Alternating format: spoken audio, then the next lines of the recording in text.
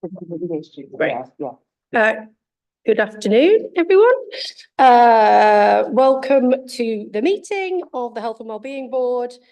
We've got quite a few new faces, and we also have quite a number of marginally confusing nameplate issues. So we'll just do a very quick round the table so that everyone around the table knows who is round the table. I've just got Councillor Mason is going to join us shortly, and we've got a number of other guests joining us during the course of the meeting. But I'm Councillor Jo Coles. I'm the Executive Member for Health and Wellbeing and Adult Social Care.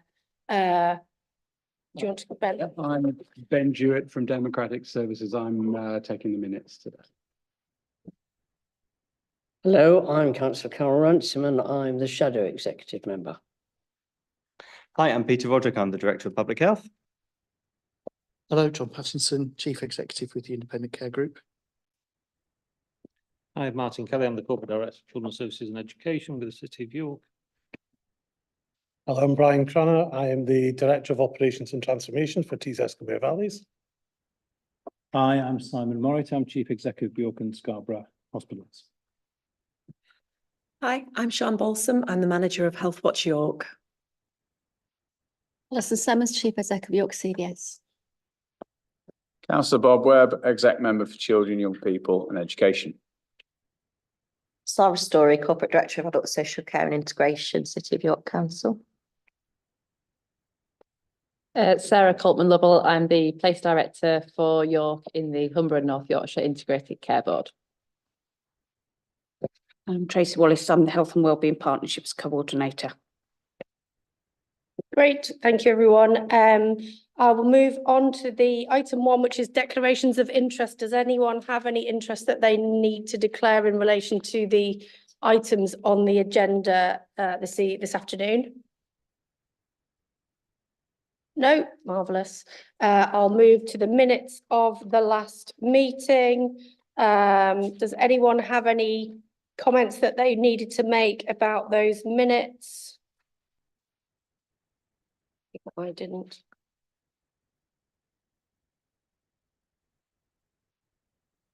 Great, in which case I will sign those at the end as a reflection of the previous meeting.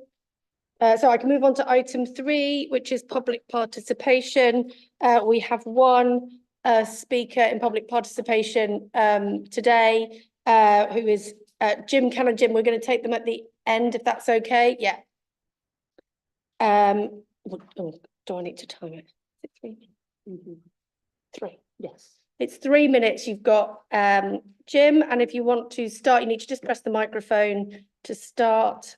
And do you want me to give you a 30-second warning when your time is running out? I hope you won't need it this time, Chair.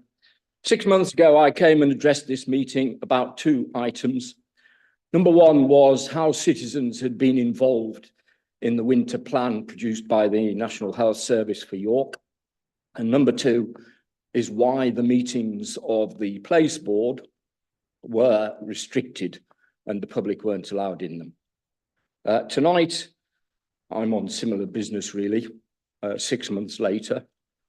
The chair of the Humber and North Yorkshire ICS, Sue Symington, recently published a piece in her blog about a symposium held in York dealing with the issues arising from the ageing population. One of my sidelines is to be old, and therefore I had an interest. But I haven't found anybody from York involved with any of the older groups or the voluntary sector who was invited to that symposium. So I'm back to the old point, which is, how do citizens get involved?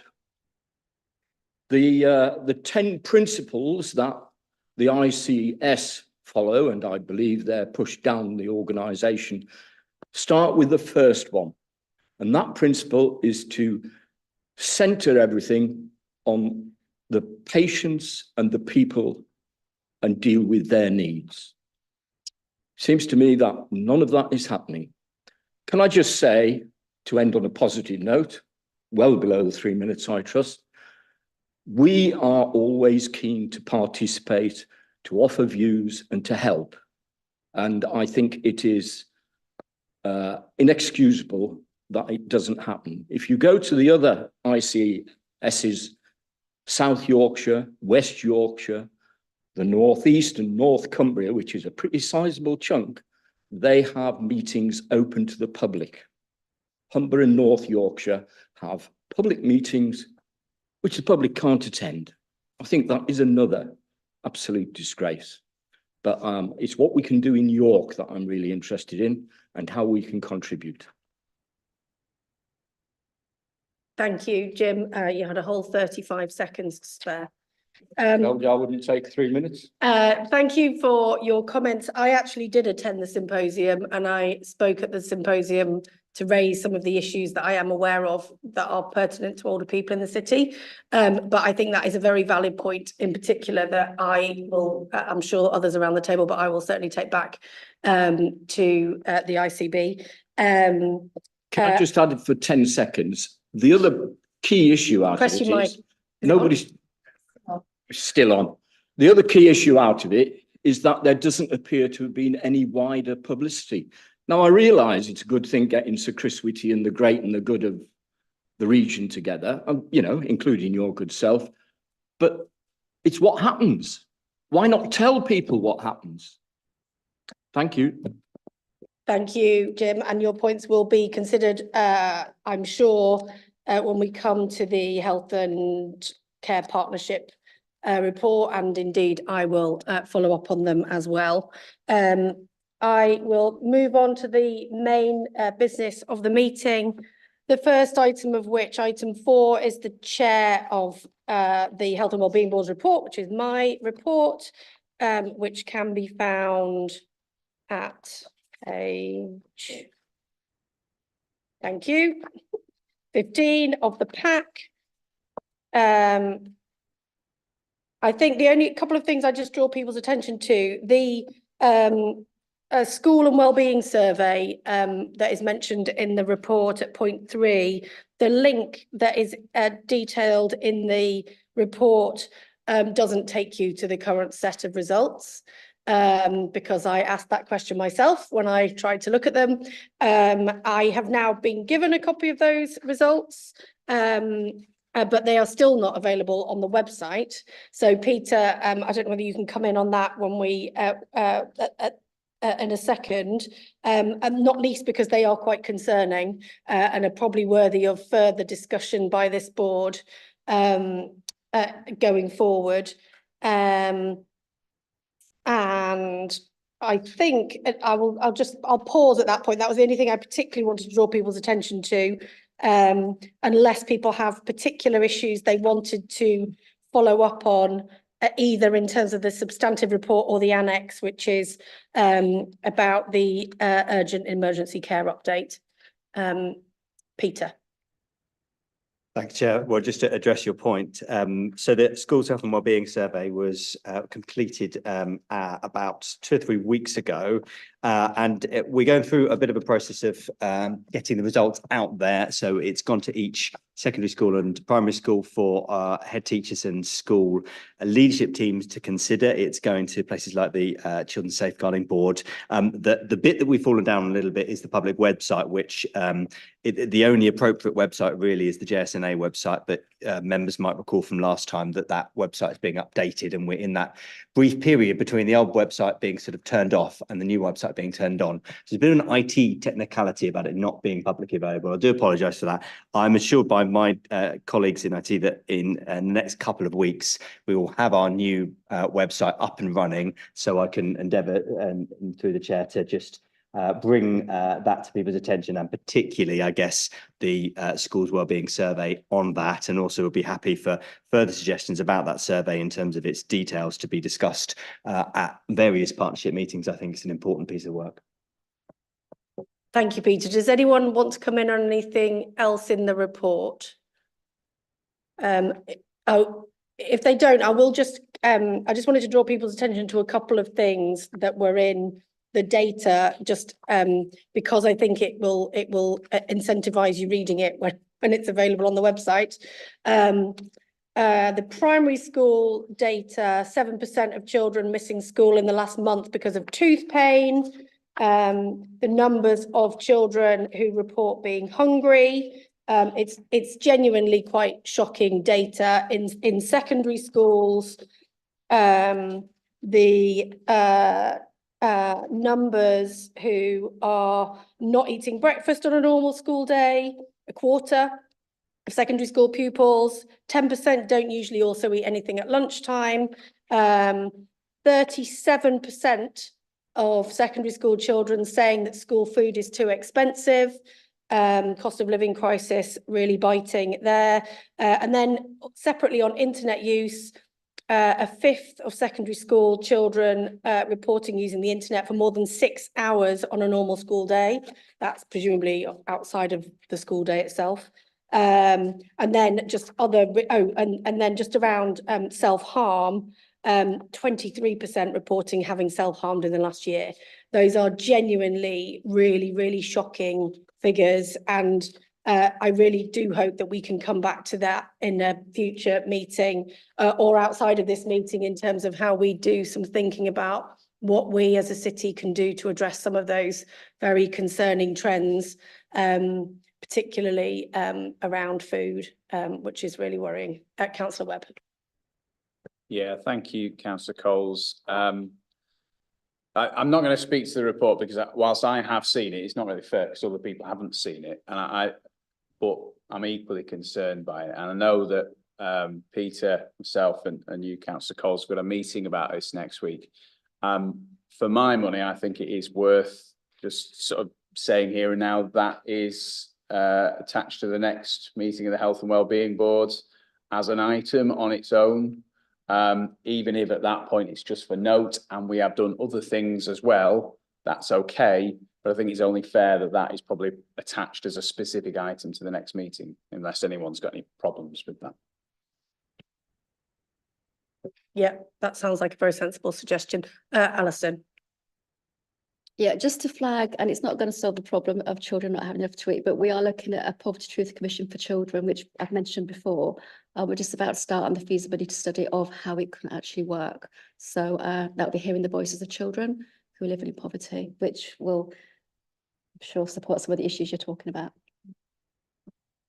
And what Alison didn't say, which is the Poverty Truth Commission in and of itself is a really important piece of work with learning probably for every agency around the table. If you're not familiar with it already, the findings are really powerful. Oh, brilliant. She's got copies.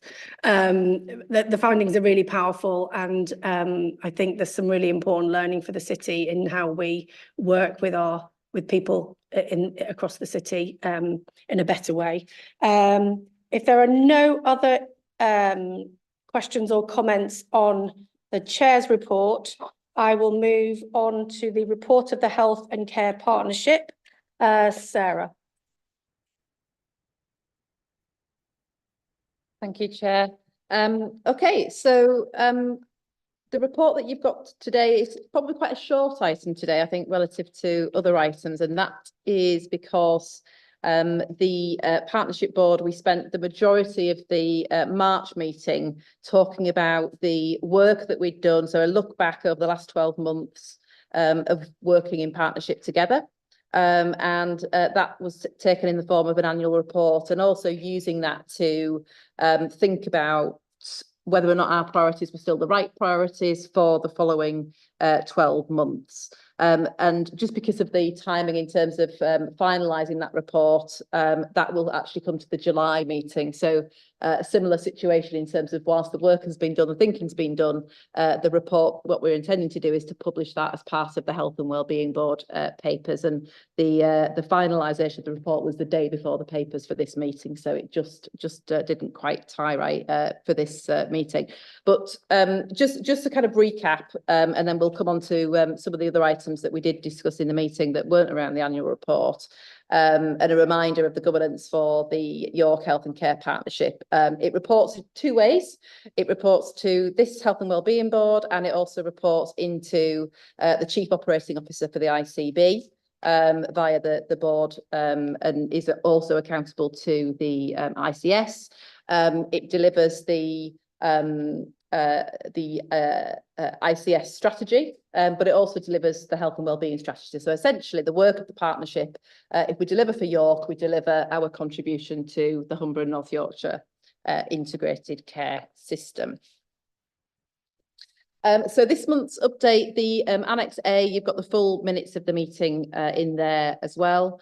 In terms of the 6 priorities, the board agreed to maintain the 6 priorities that we have had running in 24-25. That's because they're long-term priorities. They're intending to be a joint forward plan of the work that we're doing. And just to read those out, just for completeness, our 6 priorities are to strengthen the York integrated community offer. That's all age, all physical health, mental health. To implement an integrated urgent and emergency care offer for York. To further develop the primary and secondary care shared care models. So moving away from referrals and handoffs and moving more towards shared care between GP and secondary care clinician. Number 4, to embed an integrated prevention and early intervention model. Number 5, to develop a partnership-based inclusive model for children, young people and families. And number 6, to drive social and economic development, which includes within it dedicated work around recruitment and retention, but also estates development as well. So the board agreed to continue with those 6 priorities, as I've said, because they are long-term ambitions and they do support the delivery of our local health and wellbeing strategy, as well as the Humber and North Yorkshire integrated care strategy. And just to give an example of a sort of snapshot in there, this year in 23-24, we were looking back, for example, around urgent care. Our big key deliverable was to bring to deliver a 24-hour integrated urgent emergency care model, which is stitched into the way the hospital runs. So we've brought our GP out of hours and our urgent care services into local provision, which is really, really key. So we've moved from national provision of the national provider and brought that in. So local GPs are now running our urgent care services, but led by York and Scarborough Foundation Trust. So that's a really good example of something that we've been able to deliver. And we've done that across the whole York and Scarborough footprint as well. So it's a good example of where actually 2 places can work together. That's across North Yorkshire and York to deliver a really good result. And we did see really excellent results in terms of rota coverage, which was a big problem for our patch in terms of not having urgent care cover, confusion for patients out of hours in the times of most need, and people visiting unnecessarily and inappropriately our A&Es and when they've clearly got enough to be doing. So that's a good example of something that we were able to look back on. But in 24-25, we can build on that in terms of we've now got and it sounds simple, but it makes a big difference for us as professionals, is that we've got our connected clinical systems all working together. So if a patient is seeing GP out of hours overnight, they can be booked into a GP session in local services. Again, fewer handoffs for patients. So there's a lot we can do to build on now that we're all on the clinical systems and more work that we'll be doing, for example, with Yorkshire Ambulance Service around integrated urgent care. So it's just taking one of those priorities of the 6 and gives an example of what we've done and what we will be doing going forward. The second kind of key item of the business was around our partnership arrangements. So this gets to the heart of the health and wellbeing strategy in terms of the work that we're doing to commit to working together as one system, one city, for the residents, for the people, and for the professionals who live and work in York. And that's very easy to say. It's very difficult to do in practice. And in York, we have spent 12 months, I think, getting to figure out what it is that we're doing in terms of these new legislative environments with the ICB, and starting to build those relationships, that trust between us, to I think increase our level of responsibility within place. Jim was referencing earlier around the responsibility of place, and it is very different in different parts of the country. You'll find 50 different places and 50 different ways of delivering partnership-based working. But when you get down to it, it's about working together for the people. And we discussed through December and January as officers coming together in the city around what did we want to do, what did we want place to stand for. We felt that we'd done a lot of good work, but we felt there was a lot more that we could do. These in section item 8 in the report just sets out some of the things that we've said that we want to focus on. So we want to increase responsibility for joint service planning, for formalising integration arrangements locally in York to deliver more seamless care.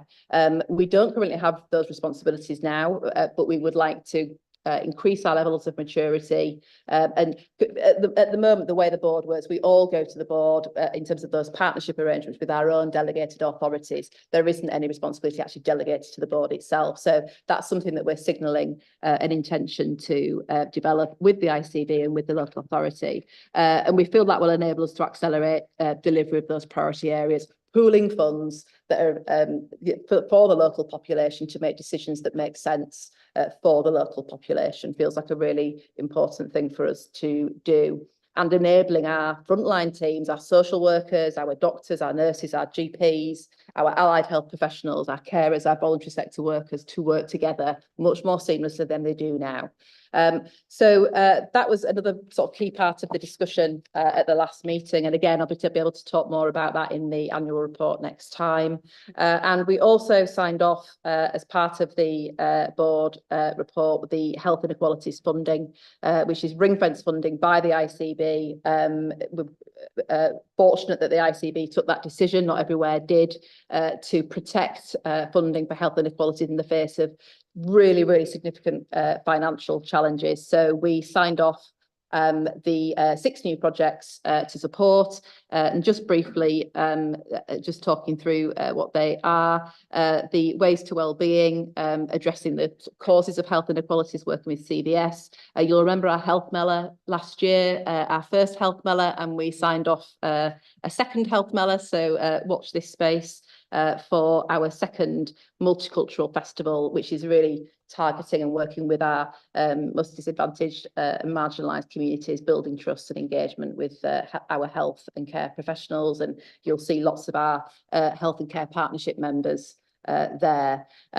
Number of other examples in there, all equally important. And the work of our health inequalities is targeting at every stage of the life course. So children and young people starting well in life through to living well and aging well, and making sure that we are looking after people through that life course.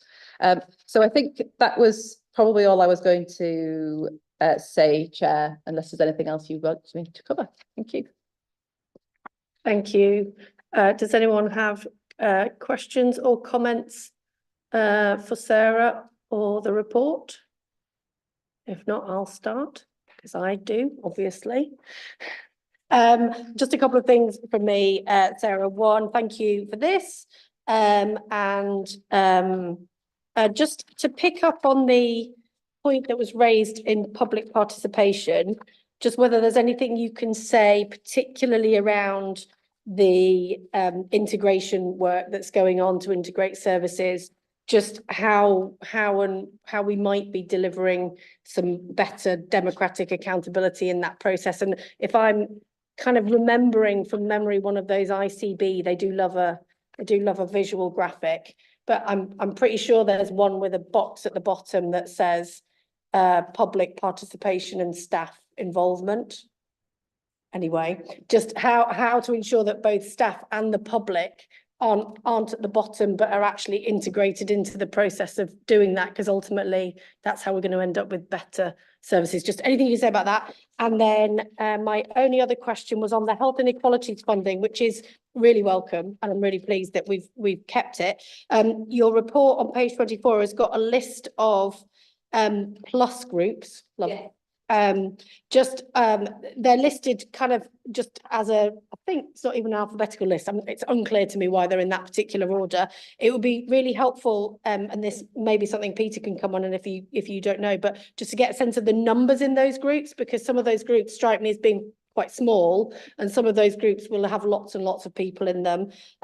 Just be useful to get any sense of that scale, but also just anything that is happening with any of those individual groups to try and reduce those health inequalities. Thanks.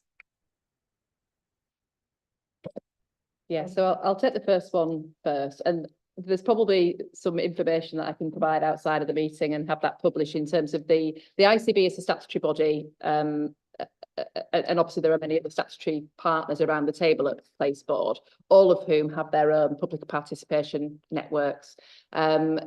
It might be useful to try, and not to give myself a piece of work, but to try and pull together a bit of to map that out in some way. It strikes me that would be quite useful, but not certainly what we can do at the very least is describe what those routes are into the ICB's networks, because they're actually very well resourced, and it is a real priority of the ICB around public participation, enabling people to participate and take ownership of services. And there's been some fantastic examples recently. I think we were exchanging, Sarah, some of the work that's been done involving children and young people experiencing mental health difficulties, for example. So targeted communication and engagement with groups at key times in terms of designing and how we deliver services. So very happy to provide that after the event today. Great, thank you. Councillor Runciman. Thank you, Sarah. Paragraph 16, page 25, sorry, paragraph 18. How are we getting on with the community mental health hubs? You said autumn 24, that's coming up very quickly. So can you just tell us about progress on that, please? Well, I'm going to be looking to my right in just a moment. But I mean, I did mean to say this, so apologies, Chair, and apologies, Councillor Runciman, but the hub, I can confirm, and I did check before I came into the room, that it is fully recruited, and it is fully up and running in terms of 30 Clarence Street. I attended a session with our GPs last week, where a member of the TUV team came to talk about the current hub in terms of getting that back up and running and alignment with the wider system and the pathways. In terms of the next stages, we do have an ambition. I think we are yet to see the plan as a Place Board. So we received the mental health partnership is now under the Place Board, as you know. I think that was discussed at the last meeting, which I wasn't present at, and we have asked to see the plan for mobilising. The focus, quite rightly, from our colleagues in TUV and the local authority was, let's get Clarence Street up and running, working, but let's move immediately thereafter to a plan to open further hubs and also broaden the offer in terms of urgent care and a broader social model, essentially. So it might be a question that I would also ask my colleagues to my right to comment on, Councillor. I think the Health and Wellbeing Board needs to be kept up to date with this, particularly as it's coming up. We're here in the school survey, and some of those young people, I won't call them children, that young people may well want to use those sort of facilities, but not in that place. So I would like that to go on the agenda, Chair, so that we're kept up to date. Otherwise, as I said before, autumn will be here before we know it. Thank you, Councillor Runciman. Brian, did you want to come in on that? And then I'm going to bring Councillor Webb in. I'm not sure whether he wanted to come in on that point, but no, in which case, Brian, you want to go? Okay, just for clarity in terms of the current position in relation to 30 Clarence Street, the team is fully recruited too. We have the processes in place to allow Clarence Street to move forward, but it isn't up and running at this moment in time. It is happening this month. The team are now working with the Clarence Street colleagues to build that wider team, understand how they're going to operate within that environment, and we'll be starting that offer during this month. The hub in itself is for adults, it's not for children and young people. So obviously that's a slightly separate area. And then obviously the plan is to very much focus on getting the Clarence Street hub up and running, functioning in a sustainable way going forward. And then there is a clear plan and trajectory around about the delivery of hubs 2 and 3 going forward, but that is reliant upon identifying resource, including the building. So we're working forward on those plans, but the focus at this moment in time is to get the doors open and get people booked in and transferred into that hub. Councillor Webb? Thanks. Isn't everything called a hub at the minute? I love it. I can't wait till we change and call it something else, but there we go. Family hubs, love them. My question's about on the report at point 5 of the progress. It's basically we're going to continue doing these same 6 things. Number 5 is the developer partnership based inclusive model for children, young people, and families. I think Alison mentioned earlier on an ambition to sort of put together sort of a poverty truth commission for children. There will be other things going on as well. I wondered if you could just talk to, in the last year, specifically what have you done to forward point 5 there? What's been going on? So I'll probably look to my colleague Martin, who's opposite. Partnership is a partnership effort in terms of the work of the partnership board. And I mean, the report will come in full at the next meeting. So we will have the opportunity to go through that in detail in advance of the meeting because it'll be published as part of the papers. But Martin may want to comment further on some of the work that's been done. Could I just maybe supplement? Maybe I shouldn't have said what you've done, Sarah. I didn't mean you specifically, but the ICB health in general, what health sort of contributes to this partnership. Martin, I'm happy for you to talk about what the council's contributed, but I'm a bit more up to date with that, but it's more what has health brought to this. Okay. The work of the partnership is the partnership work that we're doing. It's recognised that the priorities of the partnership board are about the things that we do together. So essentially the things that we can't do alone and we do in partnership. So therefore the things that are covered aren't necessarily things that the ICB has led on. It is the things that we've done in partnership. So I think that's quite a useful distinction. In terms of the work that we've started to do has been around speech and language therapy, in particular. I don't have the detail, unfortunately, Councillor Webb, and there are other examples, and I don't want to sell them short in terms of the work of the Startwell board of the ICB. Not everything is done necessarily in the place board. It's actually done through the Startwell board, which is across Humber and North Yorkshire. Speech and language therapy is a good example of where actually there's real benefit in working at scale. In terms of the waiting times and the problems that we have in terms of being able to recruit sufficient workforce. So good example of where we don't necessarily do that and tackle that through the place board, but what we do is do that once across Humber and North Yorkshire. So it might be worth bringing, if it hasn't been before, an update around the work of the Startwell board. I don't know who's best to come in next. I've got Peter and Martin. Do you want to fight between you? Okay, yeah. So yeah, there are some good things that we can point to, I think, and certainly Early Talk for York is one of them, and we're going to hear about that later on. I think we've got a very helpful contribution from health around Together We Can, which is our model of practice in terms of children in care and on the edge of care, which will fund a clinical psychologist that will be a very different approach to working with maybe some of our more challenging to engage young people. So that'll be an education psychologist who works directly in our children's home, along with a speech language therapist. Having said that, I think there's a lot more we can do, and we need to make sure that the children's agenda equals the adults' agenda at times, because sometimes it does get a little bit lost. And just to add, we're doing some relatively exciting initial thinking around how we could develop a family hub for children with SEND, which will absolutely engage the health agenda, I hope. Peter, did you want to come in as well? Thanks. Yeah, well, just you earlier on mentioned a couple of items you wanted a bit of clarity on, so I thought it's not actually related to the children and young people's question. So about the plus groups, but just firstly, just to respond to Jim's point around the symposium.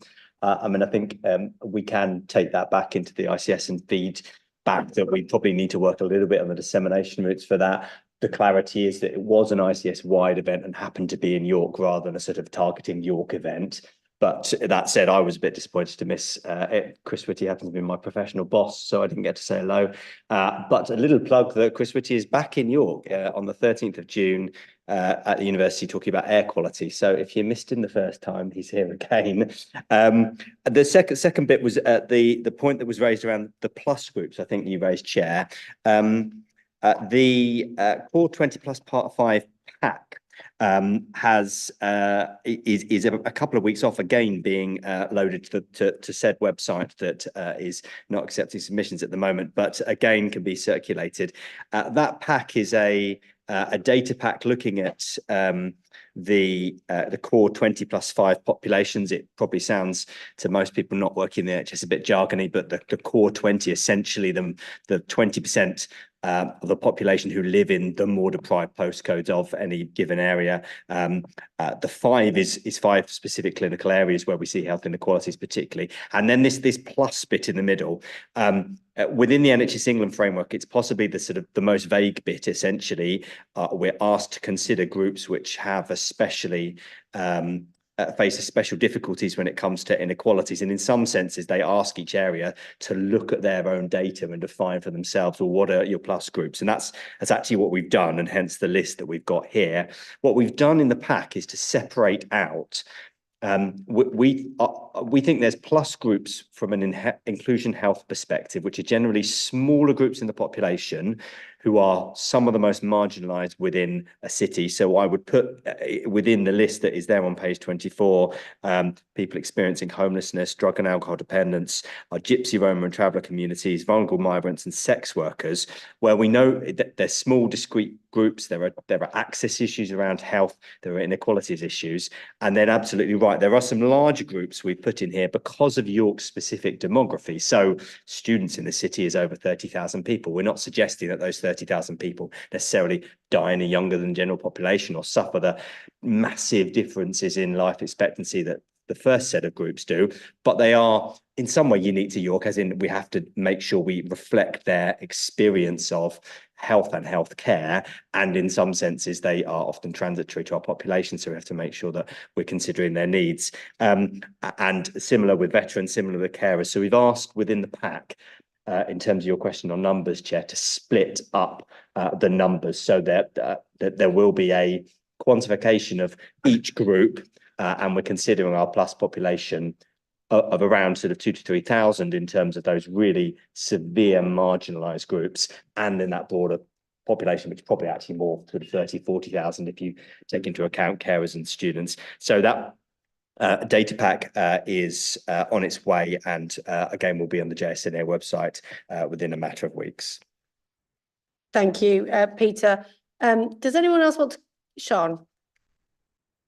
Sorry, I just wanted to circle back to the public participation and the question about how do we get people more involved in this? And I think for me, I'm pretty sure I've said this before, but I think it's actually quite confusing to know who is doing what when and how you can get involved in it. So I know we've seen some great work through the Nothing About Us Without Us Children and Young People's programme, but some of that work has been done on a sub-regional level where it's York and North Yorkshire, and we've been kind of asked if you'll go to Northallerton for a 9 o'clock meeting, which isn't always ideal. So I think there's a question mark for me about how we create a way of making it easy for people to know what is happening and know that they're invited to it. And I don't think we've got that right yet. I find it hard living and working this day in, day out, to know exactly who is doing what at what moment, when I can get involved in something about older people, when I can get involved in something about dementia. I find it quite confusing to know when I'm being consulted, am I being consulted about something that's going to happen right here in York or about something that's happening at that bigger footprint? So I think there's just a need for clear, open communication at all levels within the ICS. And I think we're not actually, personally, I don't think we're 100% clear what that would look like yet either, because we're not 100% clear which work streams are happening at which level all the time. I may be wrong, but that's the feeling I get from within it. And I think that makes it even more complicated for the public when they're trying to engage with work that we're doing. So.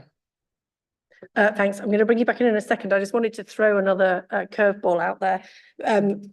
because I forgot to mention this earlier, and there was just a couple of things I wanted to pick up on. Councillor Webb and I went to visit the CAMS service a few weeks ago, and one of the things that they mentioned to us was around, and we've discussed it in this forum before, is about the pathways through, particularly in crisis or at urgent points. We've talked about it a lot for adults and keeping people out of A&E, but we haven't actually talked about it so much for children and young people. And actually at the CAMS service, they did bring that up when, I can't remember whether it was Bob or I who asked them the question, what's the one thing that would actually make things an awful lot better currently? And actually it would be an out of hours emergency response for children and young people across, I think it was York and North Yorkshire that they covered, wasn't it? Anyway, I just wanted to put that out there because it felt like it was something that we'd missed in the conversations when we'd been talking about pathways for mental health.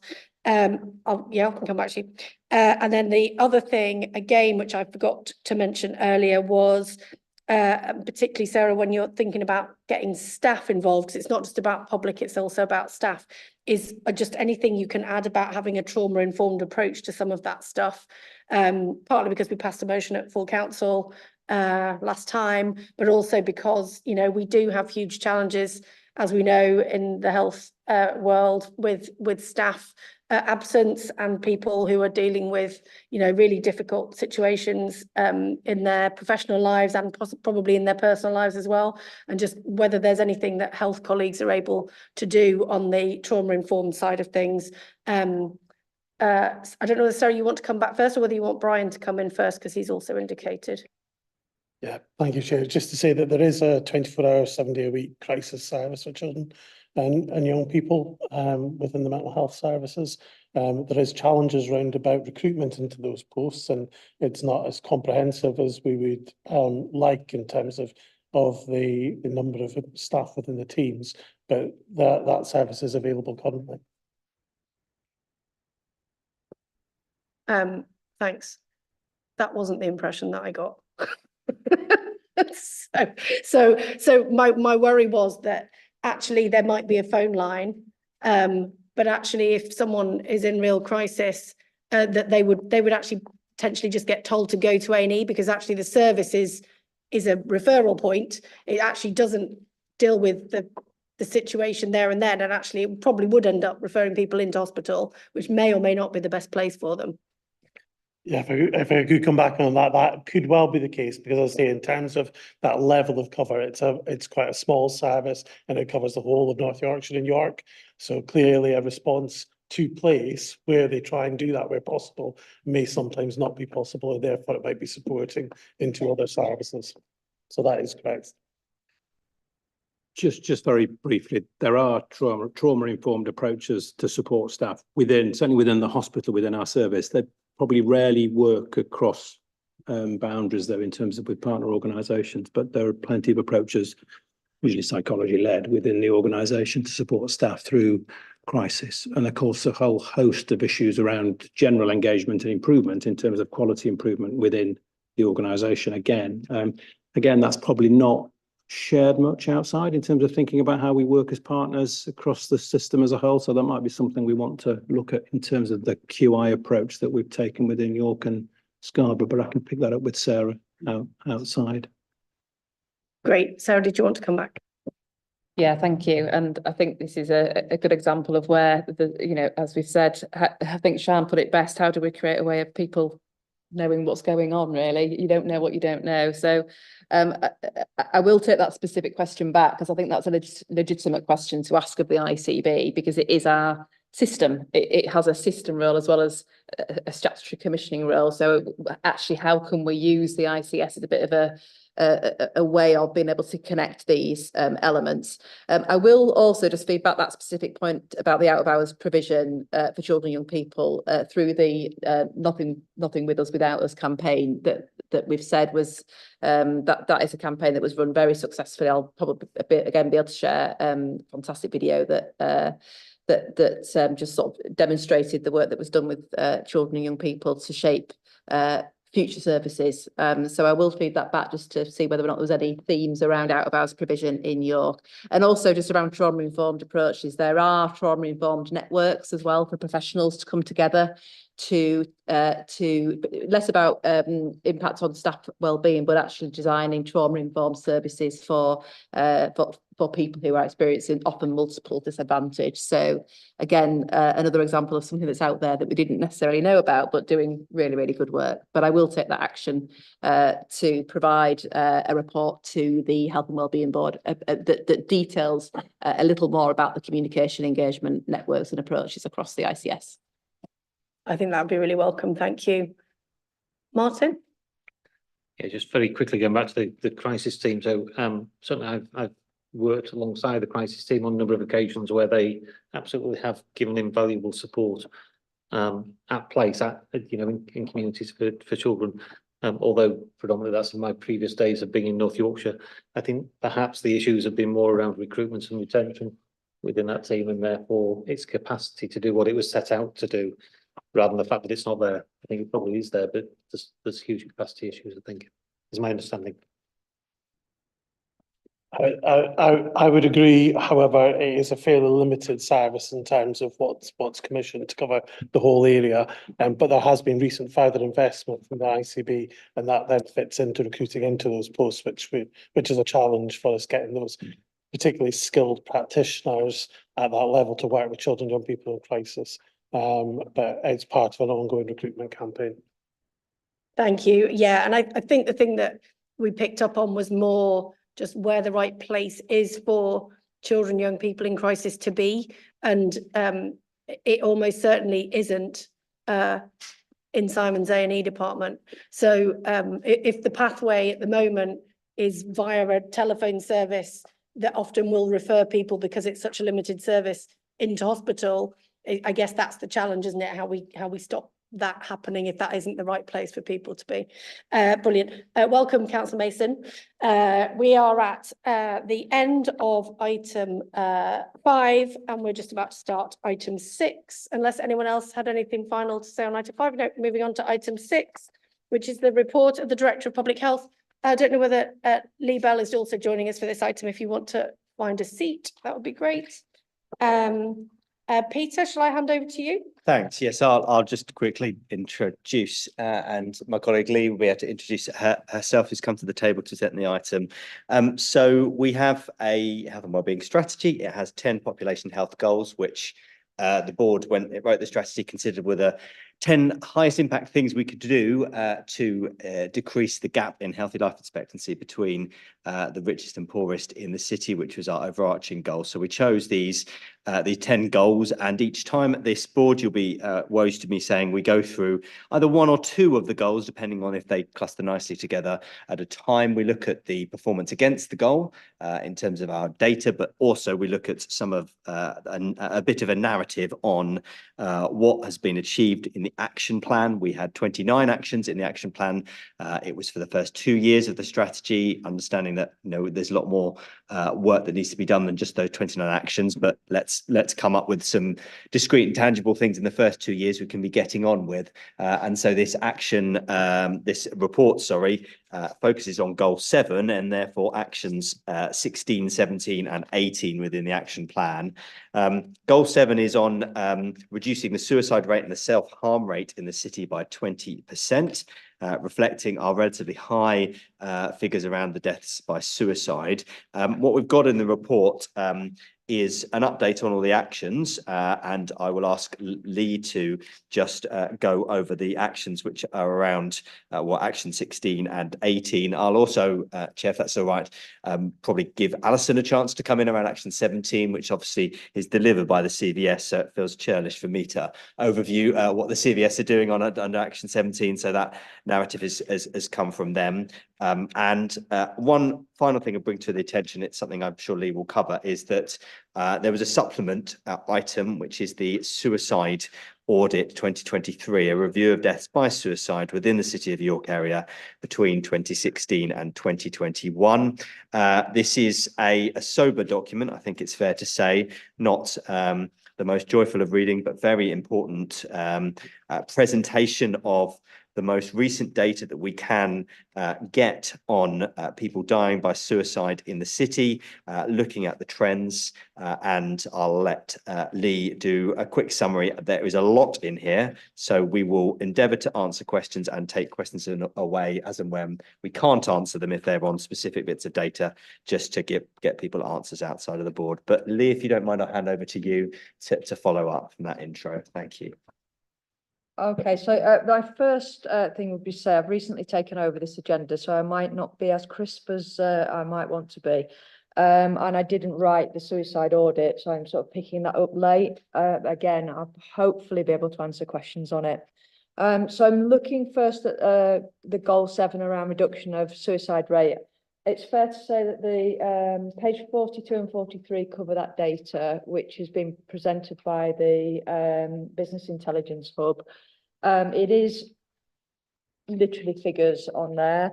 So pages 42 and 43 deal with the actual reductions. So although there's not been a statistically significant reduction, there is reductions.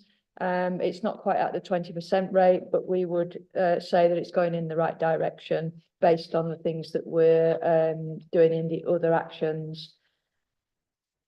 So action 16, which is the suicide audit. I think the first thing to say is that suicide is very difficult to talk about, and some of the information we might talk about now could be triggering. So if anybody doesn't want to hear it, this is the opportunity to dip out. I'm not going to go into detail. Obviously, what I'm hoping is people have actually read the report and looked at it in advance. So I'm not going to sit here and read it out, which I'm sure you're happy about. The first thing is to acknowledge that there are typos still in it, because we had a little bit of a rocky start to get it up onto the website, and there is a slight error, but we'll go back over that and make sure that we've got the correct version online. But if anybody sees any specific typos or grammatical errors, please come back to me. We've had no proofreader on that one, as you can probably imagine. So just to talk about that audit, as Peter said, it's a retrospective audit. It's deliberately done in that way because it looks at things which are confirmed by coroner's inquiry, rather than speculative, this could be a suicide, that one might not be. So we're not making the decision as a body or a researcher as to whether this is or isn't a suicide. We're not looking at intent, we are looking at the published and confirmed information. The data period by design is 3 years old. That's the most recent information we have. It might not feel like that's relevant, and it's quite difficult to draw conclusions from that if you think that it was 3 years ago. But actually, looking at that data over a period of confirmed suicides over a period of time, which is post a coronial inquiry, gives us an indication to look at what was happening in those periods of time by collating those deaths. So we're not looking at individual cases, in that we are looking at bringing together those confirmed cases to provide trend analysis. The report itself looks at 2 specific sets of data. One is provided by the coroner, which comes from police inquiry, post-coronial inquiry, and the other is from the primary care database. Normally we would be able to bring those 2 and correlate it with what we've got within our case records. With this type of audit, you can't do that because you can't cross-reference names or dates of birth. It's impossible to do. So we're initially looking at 2 sets of time periods, 2 sets of data. They are essentially the same people, so you can draw a conclusion from it. As I said, I'm not going to go through the whole report. I think it's fairly clear in the infographics in the executive summary, the key takeaways from that data summary. But I think it's really useful to talk about what we're going to do with it. I think that's the more important takeaway for us as a body. And I say for us, I mean the city, not specifically public health. This is a partnership approach. So 2 of the things that we're taking away, and this was from talking with our champions and doing some collaborative work, is that we previously had 1 steering group for suicide awareness and mental health within the city. We've split that in 2 because of the sensitive nature of real-time data.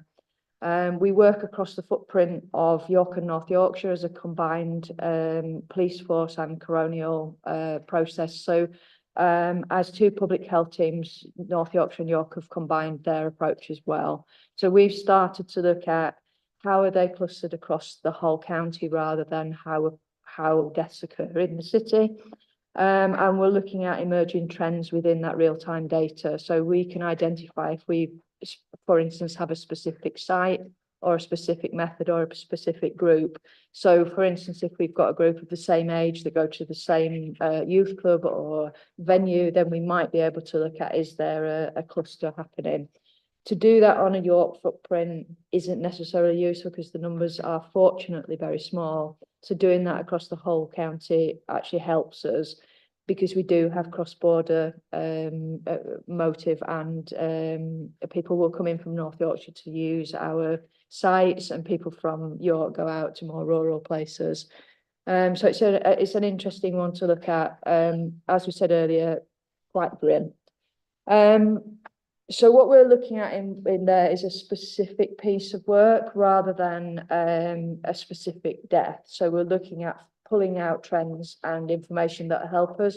The main aim for us is to be able to say in our mental health board, these are the things we want to focus on because we think this will prevent further death. That's the whole point of it. What we've also then looking at, instead of having a combined community action group and a real-time surveillance, we're looking at that separating out.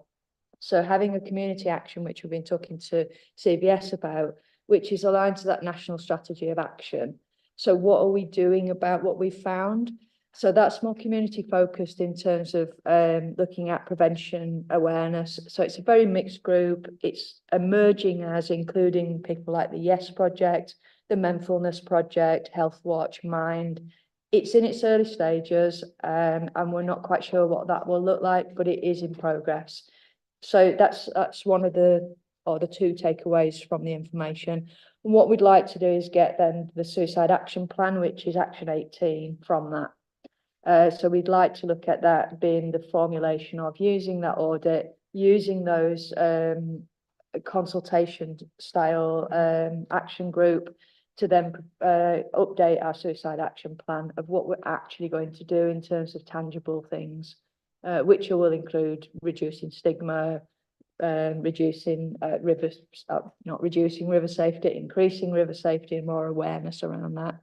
So that's action 16 and 17. So the actions, action 16 and 18. Action 17 was around the Yes campaign, which is partially funded by ICB monies, run by CVS and the Yes group. So we're looking at two contracts. One is focused around the documentary and the work which is around reducing stigma based on the project to bring resources into the city. And the second part is around mental health issues, which are not around mental illness, more about good mental health in the city. I don't know if Alison wants to add more to the Yes project.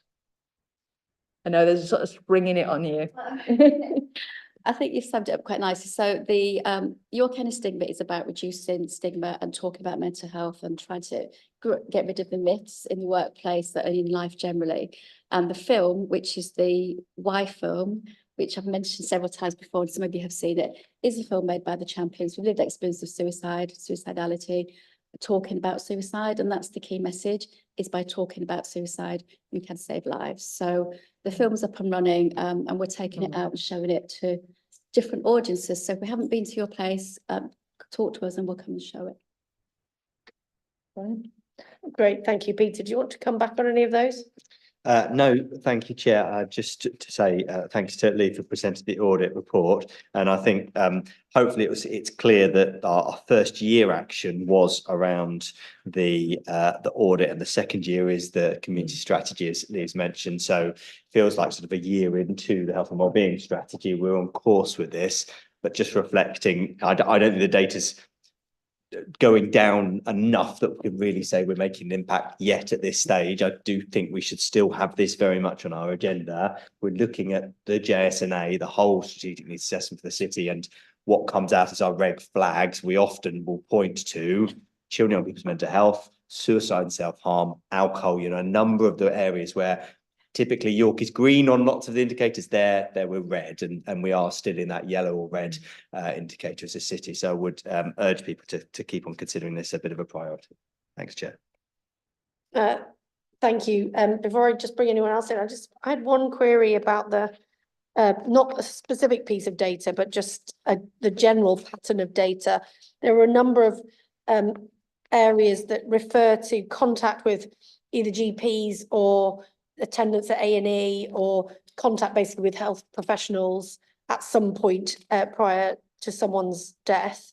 And it was actually quite hard to understand what the baseline for that was, because lots of people see their GP in the previous month, and it's quite difficult to know whether that number was particularly high or low relative to the population, because I'm not an expert in those things. So it was just an observation that those numbers struck me as being quite high, but then I don't know how that compares to anybody else, and just whether there was anything you could add on that. But thank you for the report, and thank you, Lee, for presenting it to us. And I know that Sian would like to come in before if you want to take Sian's point and then come back on my question. Thanks, Chair. And I totally took your caveat about the fact you didn't write the suicide audit, but there was a question mark for me around within that audit, if this is going to be a document that's available to the public, should we have some sort of, I don't want to sound again paternalistic or kind of overprotectionist, but should we have some sort of content warning within it? I know you're not going to open a suicide audit not expecting to see information about suicide, but it is really worth making that point. And then I also wondered, should there also be some basic signposting in that around post-bereavement support for those families affected by suicide, in case it has brought up any difficult feelings for them, or signposting to Samaritans or others around if you are affected by this yourself and you're looking for help? Because I just think anything that is out there as a public document, we shouldn't be missing opportunities to encourage people to seek help. So I don't know whether colleagues from other organisations would help with that, but I just think some basic information in there that reminds people that there's help available. Yes, certainly. Reach out. I mean, we did put a small piece at the front, but we now have to alter it anyway because of a typo. So I'm more than happy to put in a front preamble that says if you're seeking help, this is where you go. And then it may all be triggering. Yeah, I'm absolutely fine with that. I think it's a really good call. Yeah, because I was reading it, thinking about some of the media guidelines about not talking about various things that we do talk about in it, and I was just thinking it's difficult not to talk about them because of the nature of what we're trying to do. I did wonder if the format was set elsewhere and we were following it. So yeah, that kind of helps me understand why some of the things are in there that are in there. But yeah, I think if we can put anything in there that supports on signposting, I'd really welcome that. More than happy, and happy to have some guidance from you if I have to put that in. Sure. Runciman, did you want to come? Yes, you did. There's one question for you, Lee, and then the other one might be for Alison, but I'm not quite sure. There seemed to be a big effect of COVID on young people. When the epidemic was supposedly over, did you see young people coming forward for help who were thinking of suicide? Not you personally, you plurally. And if that was the case, is that now over, do you know? I think I probably wouldn't be able to answer that question. Okay. So I'd be looking to colleagues who are actually dealing with front-end services. Brian, do you want to get? Yeah, I mean, I don't have the details to hand, but certainly when you're talking about adult population, the majority of people who take their lives by suicide haven't had recent contact with mental health services. So it is really about that education and prevention across the community. Yeah, the second question is about training. I can't remember if it was CVS, Alison, but we used to train people in mental health first aid, and it was a very useful training. And we also used to train people to be in the audience when we were talking about suicide, who were able to take a person outside and talk to them if they felt it affected them. Is that still happening? I can't speak for the council. For CVS, we have just run mental health first aid training, and we're running assist training, which is suicide prevention training, or how to deal with someone who's suicidal training in a few months' time. So that's for the voluntary sector particularly. So that training is still around, but I don't know what you're particularly doing at the council. But we have like about 7 or 8 mental health first aiders at York CVS, for example, for our staff, just because of the stuff that we're witnessing, just to support them. So I'm not sure that answers your question. We are doing it for the voluntary sector. And I'll just come in, Chair, if I may, just a clarification on assist, which is that sadly, assist training used to be a funded programme. It does still run, and York Mind are the assist programme deliverers for York, but it does come at a cost now for organisations to send staff on it. It did used to be funded, but it is still there. And I think York Mind are always very interested in people coming forward for assist. And I think Safe Talk, which is the shorter version of assist. So we've got some funding for the UK Shared Prosperity, which is why we're able to put this training on. So thank you to the council for that. The assist training we're running is not from Mind, there's other providers. So I'll just sort of mention that, which is slightly cheaper. Councillor Webb, did you want to come in on this point, or was it something separate? If it's this point, why don't you go? Thanks. It's sort of following on from Councillor Runciman's first point about sort of children's mental health. Obviously, we've got more data about children's mental health than probably we've ever had before. And that data is probably, I don't know, but probably worse than it's ever been before. And I'm just wondering, with, you know, the knowledge of what's happened, not just over the last decade, but actually longer term, you know, what links are there between what's happening with young people, say 10, 15 years ago, and sadly this report, so what does that tell us about, what do experts think about what is coming down the line, really? Because, you know, we're seeing huge numbers of young people with mental health concerns, and they grow up and those concerns don't go away when they turn 18. And so, you know, what are we able to predict really going forward, and how are we making those predictions and thinking about what we need to do different next? I know it's a big question, but it's the annoying person I am. Thanks, Councillor Webb. Peter? Thanks. I happily come back on that, Chair. I think one, as Lee's highlighted it, one of the difficulties with looking at the data on the lack of timeliness is that you've got to go through that process of a coronial inquiry, which takes a little bit of time to get a verdict through, and then also that data quite often then goes through the Office for National Statistics and gets sort of cleaned up over a year or two. And actually, when we get the data point out the other side, we find we're sort of 2 years on, and you'll see the most recent data within this for England in terms of the trends is actually a 3-year rolling average of 2019 to 21. We're now in 2024. So that is actually quite a long gap, isn't it? And it's why, in terms of Councillor Runciman's question, I don't know what we can adduce yet about the effect of the pandemic, both in terms of its acute phase and acute lockdown, and that longer term phase in terms of the data. Please jump in there, Peter. I wasn't talking about pandemic at all. Pandemic is a thing that happened, but austerity is what's, I mean, if you look at the data, it's, you know, you're twice as likely to die from suicide if you are from a less advantaged area. So it's, for me, it's actually, we've had 14 years of austerity. What do those figures from pre-pandemic actually tell us about what's coming down the line? I agree that the pandemic hasn't helped matters at all, but it's not this isn't a pandemic issue. This is a society issue. Sorry.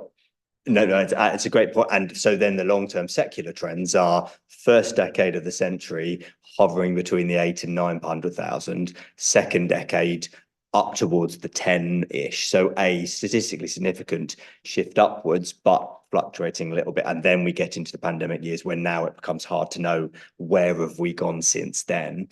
So you know, we can come up with lots of theories about exactly where those shifts come from. I think for us in York, and it's back to actually to Brian's point, and Brian mentioned a statistic which I think is important here, and it's part of Councillor Coles's point as well about contact with health services, is that the typical sort of the myth is that generally people are taking their life who are at that very acute part of mental health crisis at which they'll be being seen by mental health services very regularly, and actually only 1 in 4 are under secondary mental health care, although probably a greater number are on a primary care register for mental health.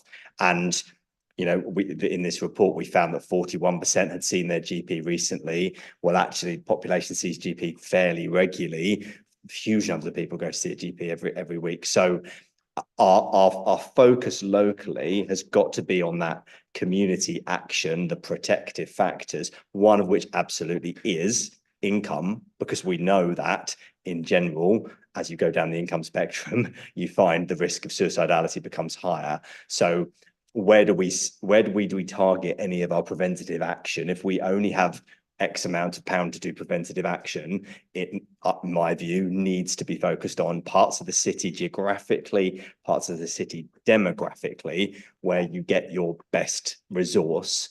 And we've certainly tried to do that with Alison and CVS around the S programme, thinking about where are those communities that might really benefit from that peer support approach, that ending stigma approach, and making sure they're incorporated. It isn't just geographic. It's not just about doing everything in one ward, but it is about thinking about particular communities. I mean, within the National Prevention Strategy, those who have autism and ADHD are quite a bit more likely to take their own life at some point during their life. Our LGBT population again. So it's thinking about all those groups and what's our distinct intervention around those, I think, for me, is the important bit, which I hope, you know, leadership around the community strategy, those will be part of the considerations into year 2. Thanks, Peter. Sarah's been waiting very patiently, so I'm just going to bring her in next, Martin, if that's okay.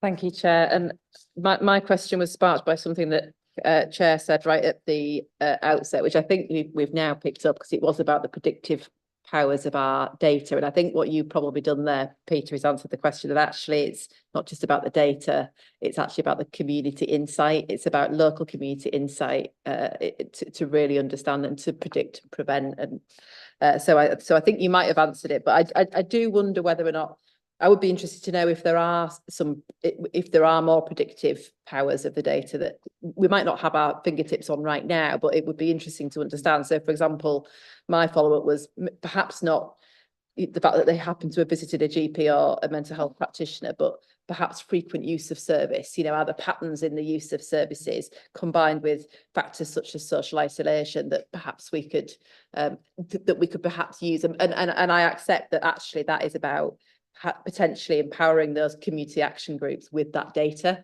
to then maybe take those actions. So I suppose that was a question, but you part answered it, I think. I'm just going to leave. It's okay. I'm just going to take Martin, because I'm quite keen that and then if you want to come back, you and Peter, on anything else, we'll just take that at the end. Yes, so Peter picked up one of the points that I was going to make, which was a very clear link to neurodiversity and what we are seeing, as well as increased concern around deprivation, is a significant increase in neurodiversity in the population, particularly in young people. And every school would reflect that if you talk to schools. I just wonder whether we probably need to consider suicide in the context of our, consolidating our approaches to trauma-informed practice. So I think what I will promise to do is take this away and talk to colleagues around what we could do to develop sort of our thinking around trauma-informed practice and whether we link it to suicide. Great. Lee, Peter, did you want to come back? Yeah, so it's probably answering both questions slightly. The actual guidance around completing one of these is that you are looking for markers in files. So it's quite a blunt instrument. So you're looking for flags within either the coronial report, the police report, or anything that comes out that you can find, really. So you'd be looking for markers, for instance, has somebody recently attended a mental health appointment? So that would be a flag of, yes, recently attended. What I can't see from this, and I totally take your point on, it doesn't say whether somebody went for a runny nose. to their GP or whether they act, but I would assume because the guidance is saying you're looking for markers around mental health or suicidal intent or sharing information of not coping, that would be the marker that the researcher was looking for. So you'd be looking specifically for those things within the file. But predicting them is quite difficult. And is it related to the event? Because quite often that appointment is not related. It's a correlating factor, not a causative factor. So it's a really difficult one to get it right, and even more difficult to write it up. Thanks, Peter. Yeah, I agree with all Lee said, and I'll just quickly say, and I did a literature review as a registrar on suicide and suicide sort of prevention tools. And interestingly, you know me, so there are lots of ways in which I think healthcare data we can use really smartly. I think suicide is potentially one of those areas where there's a lot of false positives within anything predictive, especially screening tools within primary care have been shown to be quite ineffective. Actually, 20 question type things, they're not very good at predicting. I think a key bit, and it's what Assist and Safe Talk do very well, is give people the courage to have open conversations about this in general, but particularly at moments of intervention, picking up on signs such as a patient who has routinely been attending an awful lot around potentially mental health issues and suddenly stops and you don't see them for a couple of weeks, combined with isolation. So I think it's less potentially about what we can do with data sitting remotely and is more about equipping our healthcare professionals to have those conversations, to know what the opening line of that conversation might be, which actually isn't a slightly skirting around the issue. It's actually, the evidence shows, it's quite a direct question. You know, have you ever had thoughts of taking your own life? Actually, as a question, is the best way of surfacing the issue in order to deal with it, get that person appropriate support. So I've done Safe Talk training and they teach you that. So I think that is part of it. And it's not just healthcare. You hear countless stories, particularly, you know, Network Rail, to their credit, have done an exceptional amount of work on this in terms of train stations and countless staff trained to do that. So I don't think it's just healthcare professionals. So that's probably, again, something for the action group to pick up in terms of, you know, helping people know what the question is to ask at the right time. Just picking up on that, Peter, we are doing a piece of work between North Yorkshire and York around getting the data from Network Rail and some of their learning as well, which we've not had so far, and neither have the police. So it's been a really good exercise in collaborative working. I would say probably as well, if you're doing Network Rail, it would be useful to talk to the police about the river and the rivers as well, just as part of the same process, given that those are we've got particular local circumstances there. Thank you both, and it is a difficult subject to go through, but I think those things are incredibly useful, and I guess we will revisit them again when we get back round in the cycle of your priorities. I'll move on. We are shifting completely to a focus on children and young people for the last two items. And the next item is item 7, learning from Early Talk for York. And I think we've got, Mr. Ben, Rob Newton to talk to the report, which is on page 45 of the pack. I don't know who's going. Martin, are you going first, or is Rob starting? It's all Rob. Okay, Rob, it's all about you. Thanks very much. Evening, colleagues. My name is Rob Newton. I'm the Social Mobility Project Manager at the City of York Council, and I lead on Early Talk for York and have done since its inception. If I've understood the brief correctly, I think kind of what was asked for this evening's meeting was a kind of a stimulating, provoking paper around what is it that's caused Early Talk for York to be so successful, and that might be learned from and applied to other aspects of work. So I'll hopefully keep my bit relatively brief, so people can kind of reflect on that. Just to kind of play the background of Early Talk for York, essentially it's a local area approach to improving speech language communication outcomes by the time that children are 5. There's good reason for that, because longitudinal study tells us that that those outcomes are particularly predictive of lots of whole of life outcomes. The approach is working. So our own evaluative data tells us that outcomes for children who are benefiting from the full Early Talk for York approach are better now than they were previously. which is in contrast to many other outcomes through the pandemic. And that's particularly so for those children experiencing socioeconomic disadvantage. So at the start of our work, the disadvantage gap was around 35%. For the last 2 years, it's been less than 5%. In the paper, I kind of wanted to start with a bit of a kind of demystification around what we mean by evidence-based approaches. We're kind of quick to say this is an evidence-based approach, but that takes a bit of unpicking. And I think the kind of best visual articulation I've seen is the diagram that's in paragraph 3 from the Early Intervention Foundation, which for me speaks really strongly to what we mean by evidence-based approaches. That's the coupling of local context-rich data, but also with the scientific research and what we've what we understand from kind of rigorous study as well. And when we get those things working together, that's where we hit the kind of sweet spot of good evidence-based approaches. When I was asked to write this paper, I kind of basically went straight out to the local partnership that forms the Early Talk for York work and said, okay, so what is it, folks, that we think we ought to be saying in this arena around the kind of applicable learning, and paragraphs 5 through 16, I think, are some of the trying to capture some of that. But if I was to summarize those things, I think I've got kind of 6 points that I want to make. One is about kind of real clarity of what it is we're trying to do, how we're trying to do it, and how we're going to measure our success. Against that, I started this evening with a kind of rationale of why this is important. A long-term approach to improving outcomes. Sadly, there are no quick fixes, but you know, often we can be quick to rush to action. Focusing on both the kind of what as well as the how. So we know lots from implementation science around how we can make things work. And Early Talk for York has chosen to kind of major on implementation quality as a kind of core fundamental component. We started small, and that allowed us to take our kind of quasi-experimental approach to understanding the impact before moving to scale. That also helped us kind of develop a really robust theory of change in partnership as well. So really testing out the assumptions that we're making about how this works in theory.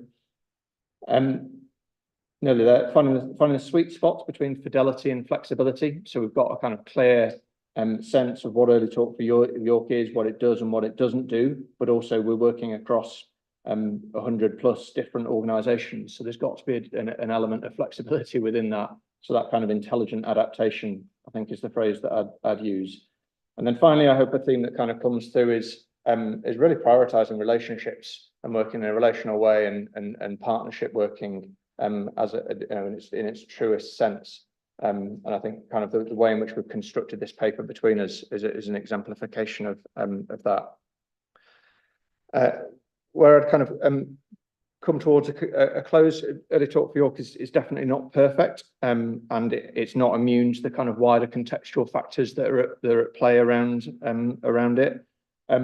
Lots of great recognition nationally, other local areas, other kind of nationally representative bodies really interested in what's going on in Early Talk for York and how they can learn from it there.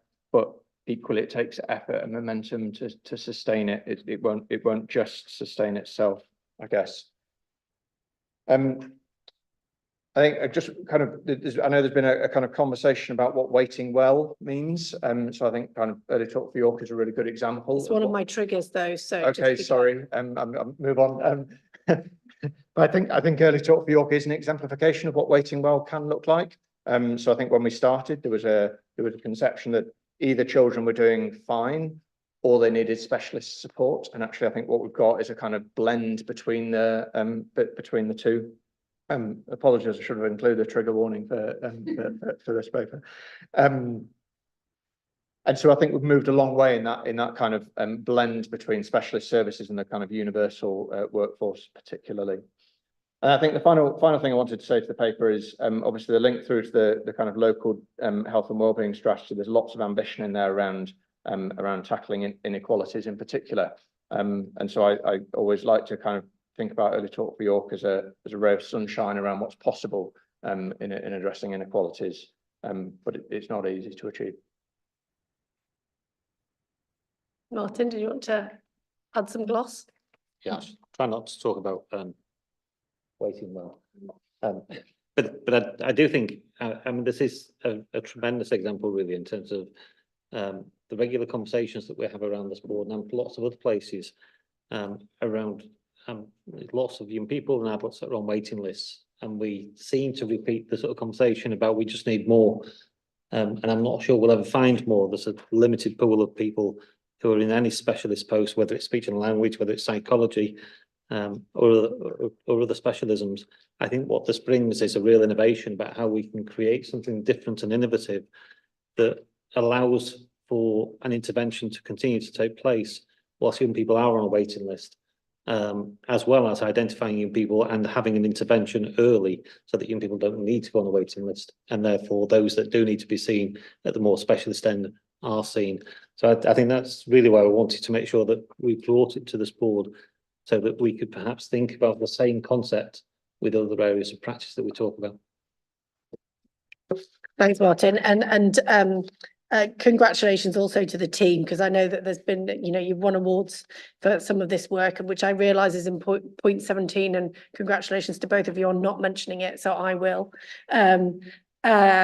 And just to clarify that my issue with the words waiting well is because it's actually just spin, it's waiting. And either it's waiting or it's alternative provision.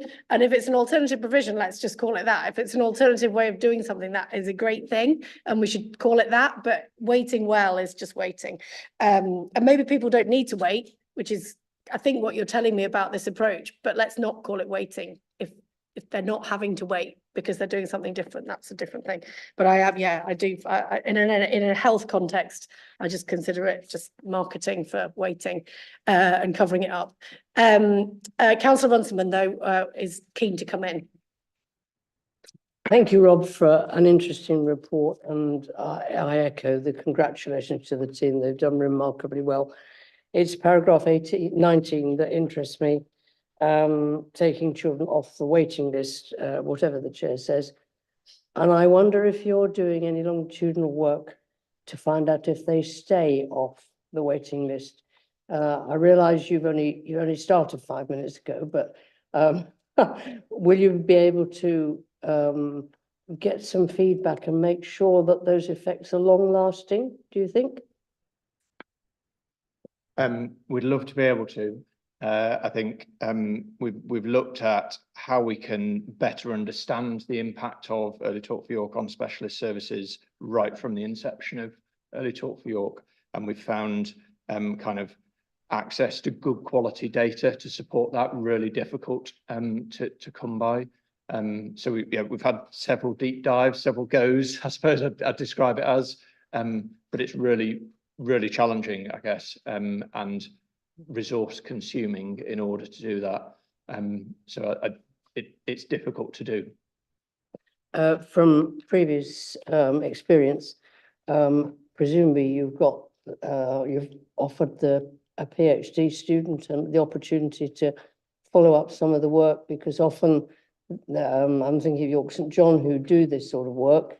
They often quite keen to come in and follow it up over a year or two. Yeah, we've got a number of partnerships with academic institutions to support us with evaluation.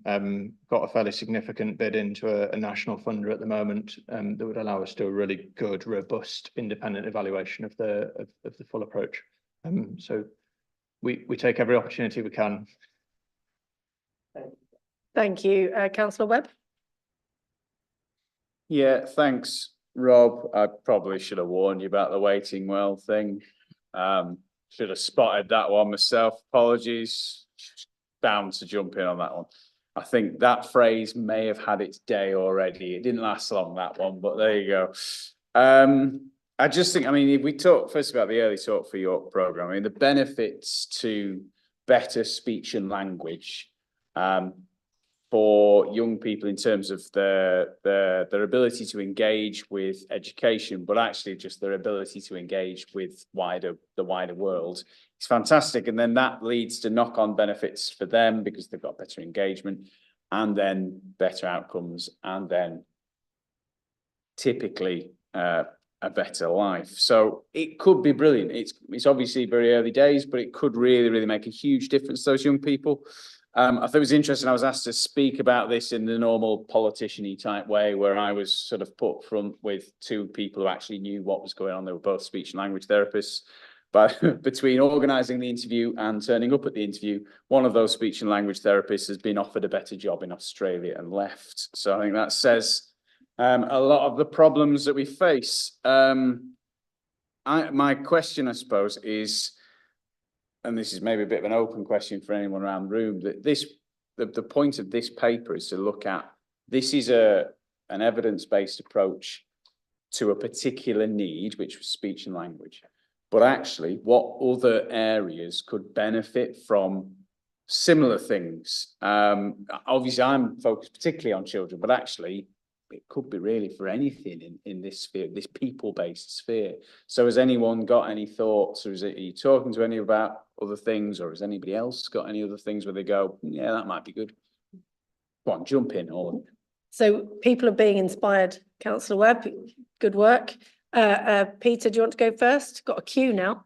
Thank you. Well, I'll chuck in my things, which are essentially the strategic priorities that Family Hub Raise York Partnership Board has put forward. I won't be able to list them all, I'm sure Rob can, but I would identify nutrition in the really young and establishing good dietary patterns in terms of then leading to healthy weight. We know you could take so much of what Rob has written in this report in terms of inequalities and the age at which things set in, 9 months measurements already coming out, and then sort of the 24 months, and you're suddenly seeing that huge gap widen absolutely in that area. I think infant feeding works into that as well. And I think development of young people's mental health has already been mentioned at this board, but I think some of the learning within this report, which is really helpful, is not simply about the subject matter, but it's the translational bit of this I really love, Rob, and that sense of taking time to thoroughly investigate the problem and understand it in a multi-agency way, and then making that kind of good decision making based on what the evidence is, and creating a system around it, which is what Family Hubs is meant to be. It's not meant to be a new service, it's meant to be a new way that services work together. So I think there's already a couple of things there that we probably could get started on. My top priority there probably would be around child nutrition and healthy weight, because actually I think it probably crosses over quite a lot into what you've written, Rob. Thanks. Martin? Yes, I think the two things that spring to mind for me are particularly mental health. I think we've talked about for many years the fact that we've got a very medicalised approach to mental health rather than a social approach to mental health, and the other one is autism, which is a very similar nature. We obsess about assessing rather than intervention, and in this space, in both of those issues, I think there's some creative work that could really be done. Councillor Webb? Yeah, and if I can come back on that, I think, something like Early Talk for York, whilst it does require resource and it does require input, I think it appears from the surface to be relatively good value for money. And I think that's part of what we need to think about, isn't it? So for particularly, I mean, autism is a great example of where you could make a real difference. And I was speaking to an academic at York St John last week about infant feeding, the conversations I get involved in, but and it was about the lack of education, actually, whether that was in schools or family hubs or wherever it would be. And that seemed like it was a simple shift to actually talk about, what is infant feeding and what are the good points and the bad points and things like that, that just a little bit of a tweak in approach could make a huge difference. So yeah, I just think it is something that we should, hopefully in this board and other boards and all the many boards, we can be thinking about how we can take similar approaches. Have I missed anyone? Sian? Yeah, I think I probably asked you this question before, but I never mind repeating myself. So there was a question mark for me about, we knew Early Talk for York couldn't be like a universal thing immediately, but you were testing it out. So who is it currently working with? I don't know whether that's in terms of numbers or percentage of the waiting list for speech and language. How are the children identified at this stage, and kind of what's the longer term vision in terms of potentially seeing more people opening it up? And how significant did the challenges have to be for them to fall into the Early Talk for York programme? And are there routes for parents to refer themselves going forward, or does that kind of depend on whether everyone around the partnership agrees we should be doing at least as much of this and maybe more? And I think there's also something for me about how we link it with celebrating some of the good things that's going on. So I know I was in a meeting the other day with Michelle where we're talking about bowel and bladder support for parents. And there's like a whole package of things going on that are different and interesting and give people easier access to what they need. And I don't think we're doing enough to kind of celebrate some of that, which would be useful information for the public to know that this is different, to know that there might be a different way of being approached by services, but that's something to be embraced because they might get a solution to their problem much faster than they were expecting from everything we hear at the moment. So it's kind of two things lumped together. There you go. Let me try and hold on to all those questions. You can prompt me when I miss any of them. So your first question was about who, wasn't it, of who we're working with? So majority of work through Early Talk for York happens through early childhood education and care settings. So therefore it's about where children are choosing to, or where parents are choosing to send their children for that provision. As you all know, we've got very, very high uptake of that provision. So vast majority of children are attending EC in some way, shape or form. That said, it's not exclusively there. Healthy Child Service also playing a kind of significant role in the 0 to 2 space, as well as colleagues in adult learning who work directly with parents themselves. And the university have been great at supplementing the workforce with some voluntary capacity. In terms of numbers of children that we're currently working with, last count, we're kind of somewhere between 4,000 and 5,000 children across the city being affected by Early Talk for York in some way, shape or form. The full approach, that's a smaller number, and I wish I had the figure right on the top of my head for you. I can definitely get it to you, but we're working in 50-ish schools and settings now. So multiply that by an average number of children, you'll get somewhere near kind of thing. But if I had to guess, kind of 2,000-ish, I think, from across those schools and settings. And I think kind of a bit of the work that we're really focused on at the moment is how we articulate Early Talk for York and what it is and how it works to the parent community, because we know we haven't done enough of that yet. Some of that was hindered by the pandemic, but also some of it was kind of pragmatic decision making around where we need to focus our attention kind of first and foremost. So it kind of, hot off the press, there's a kind of Early Talk for York guide for parents is currently in co-construction with parent groups at the moment, kind of coming their way. I feel like I've lost the second part of your question though, Sean, sorry. Just routes for parents to refer themselves with stuff like that information, cover it, and then how do we say more about this good stuff that's happening? Things like the bowel and bladder pathway and the Early Talk for York. Is there something else we should be doing to celebrate? Is that a question for me or for the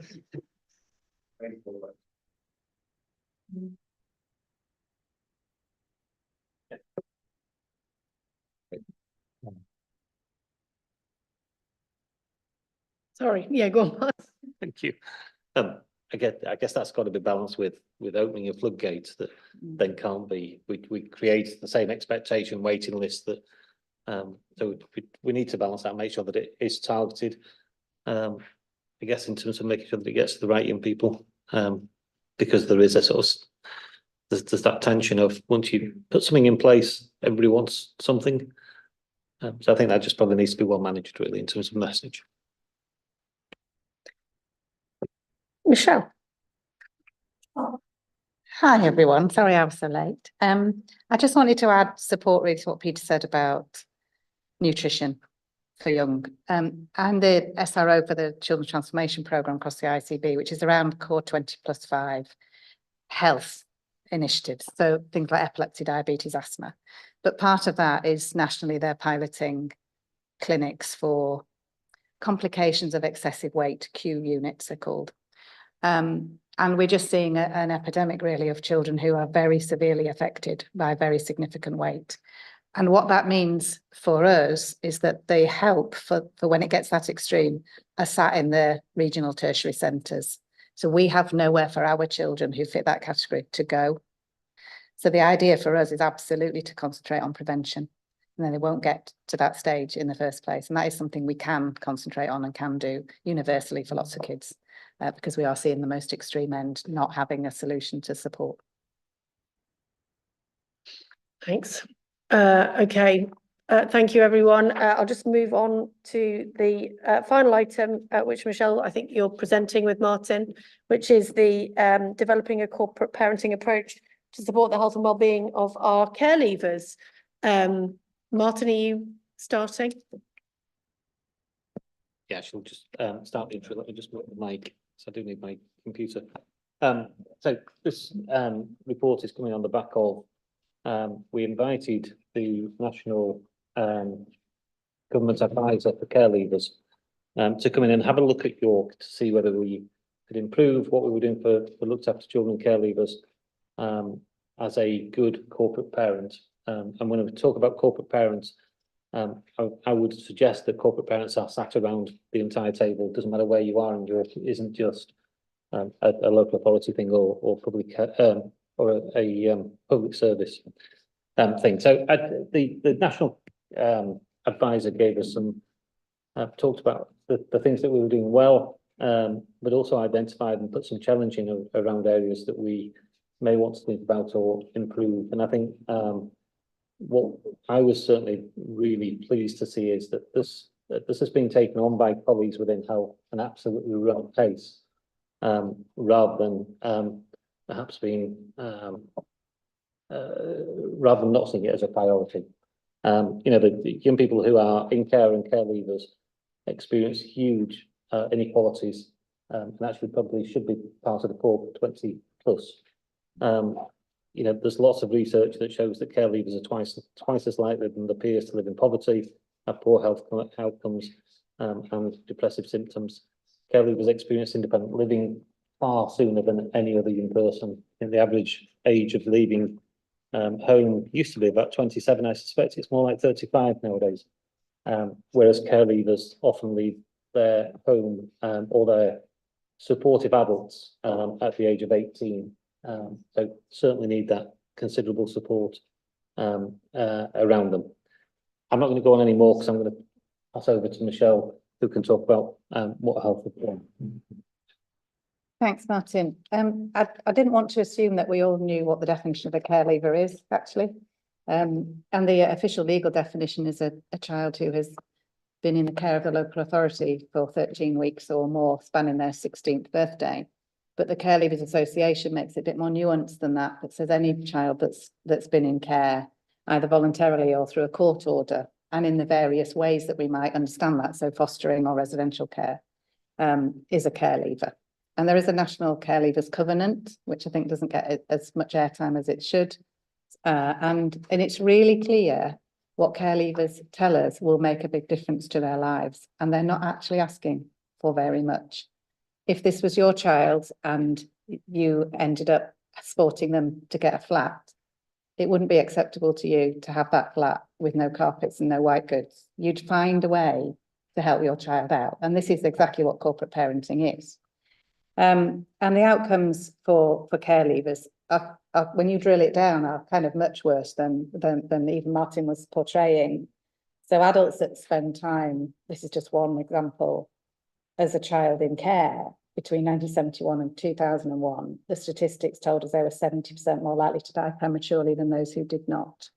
Their educational attainment is less, their prospects are less, their employment is less. And the children of care leavers then perpetuate that and also suffer. And we will have children of care leavers who are waiting on such things as speech and language. And together with Mark Riddle's report and a particular story about a little boy who is waiting, who's the child of a care leaver in York, really highlighted the need to expedite some conversations from a partnership way between us, where this little boy had already been waiting about 2 years.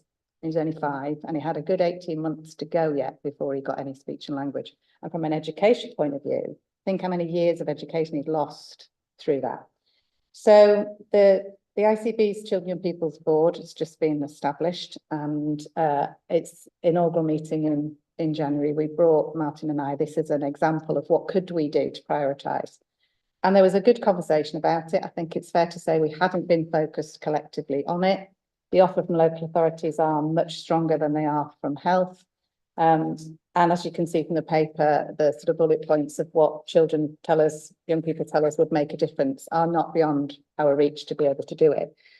We got into a conversation about what could we do really quickly then, so we needed to scope what the offer was for health, and that came back to the last meeting and was really clear that the offer is weak in all of those places. Hull had previously offered free prescriptions for care leavers, but that was out with what anybody else would offer really. So we've got a good grasp of what we need to do. We could spend a long time talking about sort of numbers and then how much that equal in terms of pounds and pence, but it's really negligible in terms of the impact that we will have.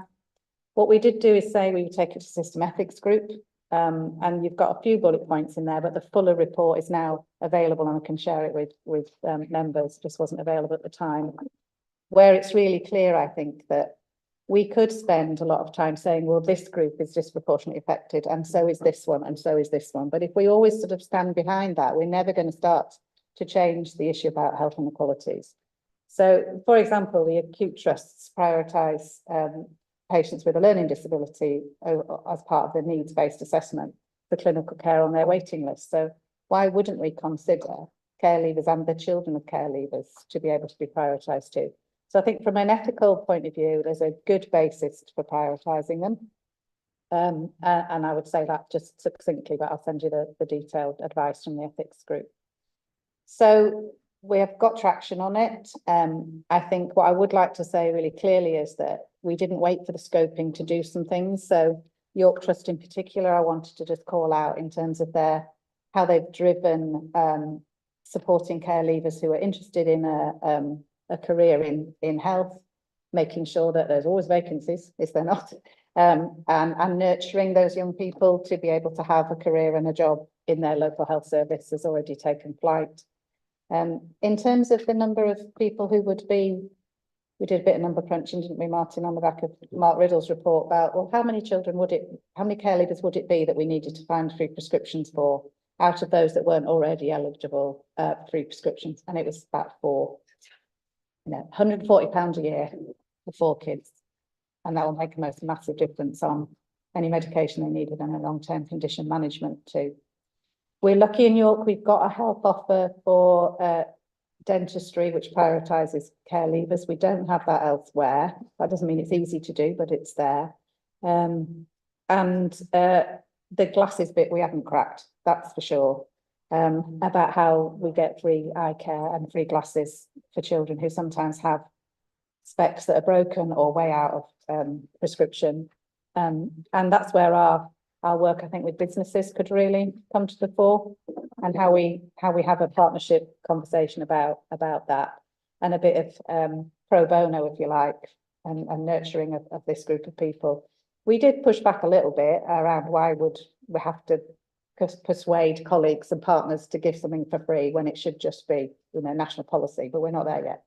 So the more that we can persuade and cajole people to help us out with this. So it's got traction. I think it's going to have really positive impact. And thank you really to Martin for highlighting it, because I think it's an example of once you focus on something, it is possible to do something together for benefit quite quickly.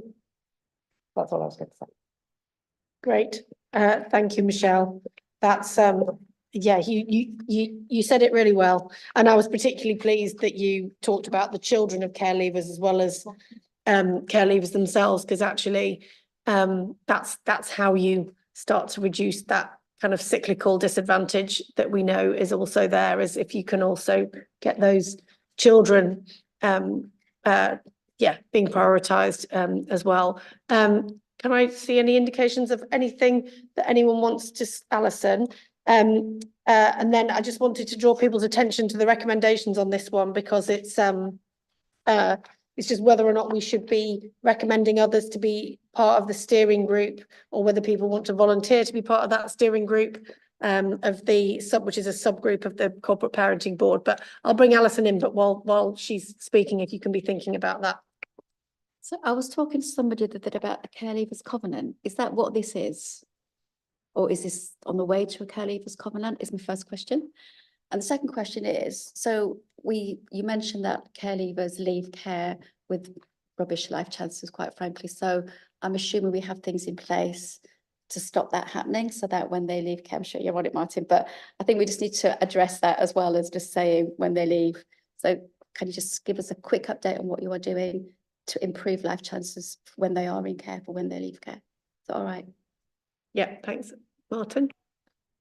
Yeah, so every local authority has a local offer. And as Michelle said, that, you know, over many, many years now, since the Leaving Care Act was introduced, there's a fairly robust approach to making sure that they get services that support them. We have leaving care workers that support young people up until the age of 25. We have the gold, they go into the gold band prioritisation for housing. We have now got agreement that the white goods and the carpet and everything else that will be in place. So our housing colleagues have certainly changed their approach. And we've also recently employed a post called an opportunities broker, whose sole purpose is to go out and work with businesses in the city to identify people who will nurture care leavers from an employment perspective. You know, social mobility, the best way of responding to social mobility and having a better life for the future is to get into employment that may well give you a future.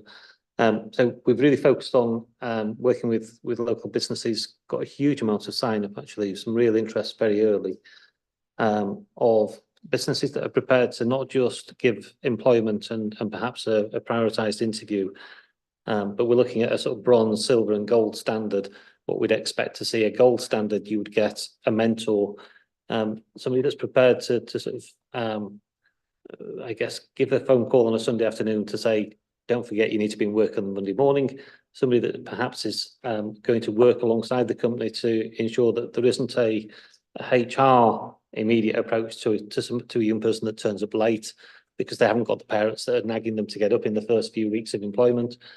So we're developing hopefully a one-page guide of what good employment for care leavers looks like. There's a whole range of other things that we put on offer.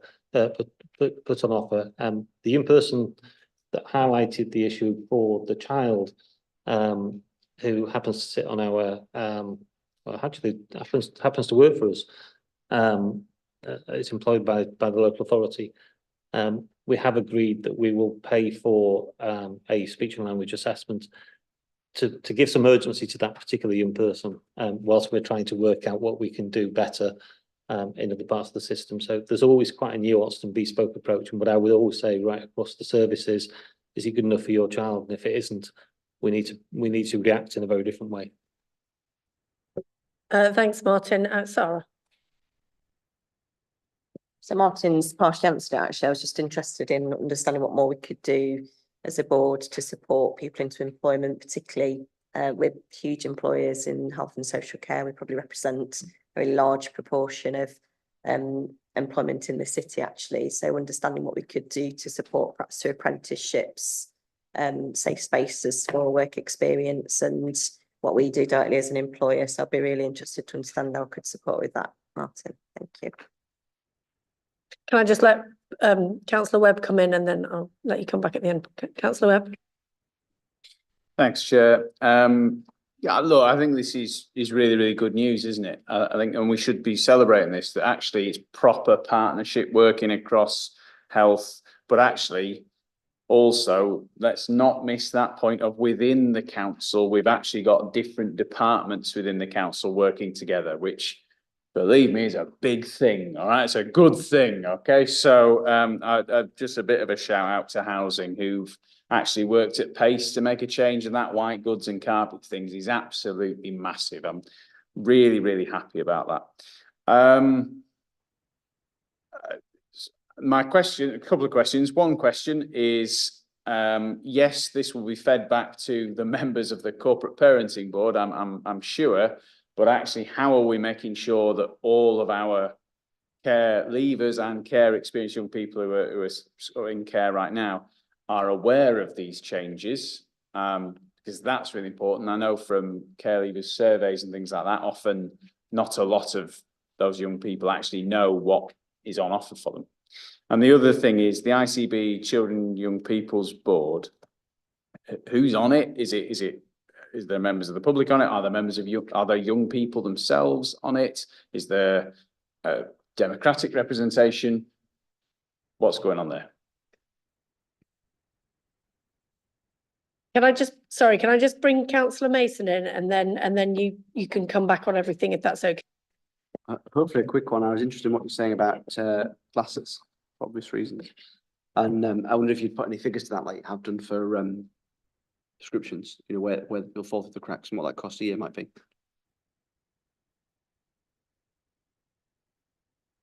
Thank you. I can't bring to the fore a total number of young people that would need that eye test, but that weren't already exempt. It's not going to be every care leaver, is it? And I guess that's why we were saying let's not get into the detail of how many it would be. We're just saying it's on offer for all of those care leavers. I think it's I suppose to work backwards, if you know where people have got connections and leverage, yeah, there still needs to be something to put that. Oh yeah, and that's yeah. And I think and that's yeah, what I'm trying to get. The scoping of the data of how many children we're talking about and young people we're talking about, we have now got as part of that Children and People's Board, and is used to be able to then say this is going to be the strategic approach, I guess, to what services we want each of those places to be able to enact. And because it's not a lot of cash, it shouldn't stop us through the financial delegation that's given to people like Sarah as place director. We can just crack on and make a difference to this. But it is the eye care bit that's tricky. Even if we then end up paying for the test and paying for the glasses, which might be a way to do it rather than get the pro bono sign up. But I'm still convinced that some businesses would really like to do that. Yeah, I think they really would. Fabulous. Brilliant. That's great. And the Children and Young People's Board bit. So the Children and Young People's Board bit came to fruition because the transformation programme, which I mentioned earlier, we gave a report to ICB exec about how that was going, because it's a health-led programme of work. But what we said was there are so many different strands of work going on with children and young people. We don't have a grasp of all of that goes on. And I could only scope at the time those that I was aware of, like the LMNS for maternity, things I'm involved with in the council, but it went on and on and on. Lots of children's commissioning goes on in place as well. So it was a way to bring all of that together. And as I said, we've only had 2 meetings and the membership is growing, and we have absolutely noticed and identified and want to make right the fact we haven't got young people on that board, and we need to. So at the moment, if we had a deep dive into all of the work that everybody was doing, it would take us probably 5 years to meet on a quarterly basis and go through all of that. So we've asked members to provide a sort of really simple template of the work that they're doing, what drives the work, what are the priorities, because we'll see the duplication and the gaps. What we weren't able to do yet is agree what our priorities should be across our whole ICS, and I say that in its widest sense with colleagues around the table. But what we did get to was definitely care leavers and definitely help while you're waiting, or however we want to say that. But there will be more, and I'm sure asthma will be another. And our colleagues in North Yorkshire Council brought a proposal last time about how that could work between the board and places, and that will make it much more simple, I think, to understand about who's doing what where, and what we could run with and what needs to be done on big scale. So it's early days, but full representation from all place directors, all local authority, DCSs, and all the programme needs for the different pieces of work. Martin, would you like the final word? Yeah, it was like the final word. So it was just to say, in terms of the how we communicate this to care leavers, I think there's more work to do for us to get there. This is the sort of we're 3/4 of the way there, and then I think it's probably the opportunity for us to communicate. We'll be in the local offer, so everything that care leavers understand that's available to them goes to the local offer, as well as their personal advisors being able to help them understand what's available. I will just say, because Sarah reminded me earlier on, we have looked nationally. There's been a debate about whether care leavers should have protected characteristics. We have had that debate at the Corporate Parenting Board. It is coming back. We've talked to care leavers about the benefits and the disbenefits. The disbenefits potentially being stigmatisation that sometimes that could bring. But I think that I think we will probably end up getting to a place where we feel that there should be some form of protected characteristics.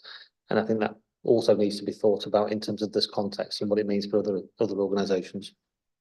Sorry, Bob didn't want you to have the final word. Councillor Webb. Martin should be know me well enough now. I'm not going to let him get away with that. Yeah, just on that last point about the protected characteristic, but I think it's really worth making very clear as well that there are a lot of authorities in the country now that have just gone to full council with a motion and gone tick. We represent a protected characteristic for care leavers, and that's not what we're doing in York. Is actually the young people themselves have spent over a year now actually going backwards and forwards and really researching this so that they've got a full understanding, and lots of young people have been involved in that discussion to then bring back to the board and say, okay, so what do you young people actually want the council to do about this? So I'm really, really glad of the approach we've taken, because I think that's been a real positive. Great. Okay, on that note, does I don't know whether I'm on the subgroup of the Corporate Parenting Board on Health. If I'm not, I will. I wrote your name down. Oh, great, thanks. And if anybody else wants to be part of that subgroup, could they please let Martin know? I assume Martin is the right person to send that to. And on that note, I'm not too late, Tracy, sorry about that. But that's the end of the meeting, and I think when is our next meeting? July, all right. There'll be another warm one. Councillor Mason.